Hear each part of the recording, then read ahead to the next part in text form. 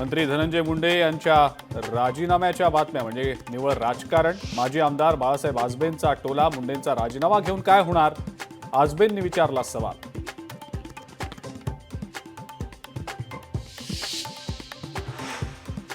बदलापूर ग्रामीण रुग्णालयाला राष्ट्रवादी काँग्रेसकडून भेट दिलं कुलूप। रुग्णांशी डॉक्टर उद्धटपणे वागल्यानं राष्ट्रवादी आक्रमक। डॉक्टरनं रुग्णाच्या नातेवाईकाला दिली रुग्णालय बंद करण्याची धमकी।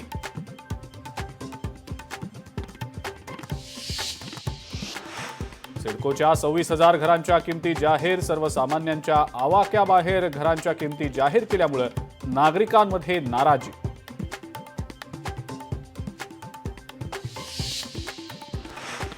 संतोष देशमुखांना न्याय मिळावा या मागणीसाठी हिंगोलीमध्ये लवकरच मोर्चा संदर्भात शासकीय विश्रामगृहात पार पडली बैठक।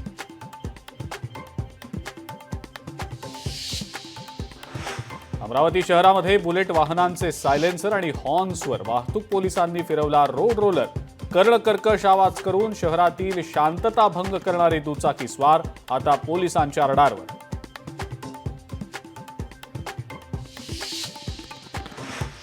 इटलीतल्या स्केटिंग स्पर्धेमध्ये भारताला मिळालेल्या ब्रॉन्झ पदकाला खंडोबा चरणांचा स्पर्श। महाराष्ट्र कन्या श्रुती आणि वैदेही सरोदे या 2 बहिणींची भरारी।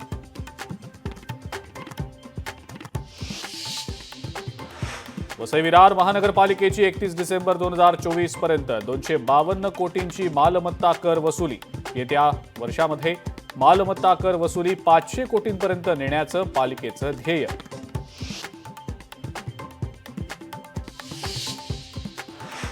दहशतवाद्यांकडून हिंदू नेत्यांना टार्गेट करण्याचा धोका। हिंदू नेत्यांची हिटलिस्ट तयार केल्याची सोशल मीडियावर माहिती। व्हायरल यादीत मंत्री नितेश राणे यांच्या नावाचाही समावेश।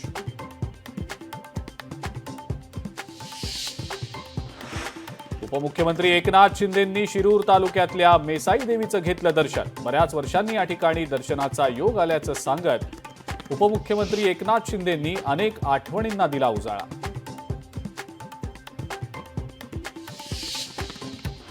अमरावतीमध्ये पंचशील धम्म यात्रेचं आयोजन। या निमित्तानं शहरात काढण्यात आली शांती संदेश रॅली। अत्यंत शिस्तबद्ध आणि नियोजनबद्ध रीतीनं रॅलीत हजारो भीमसैनिकांचा सहभाग।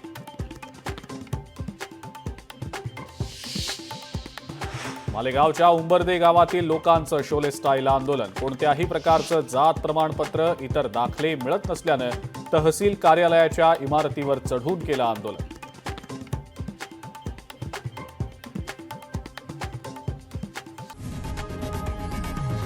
लोकशाही मराठी ऐका, पहा, जागरूक रहा।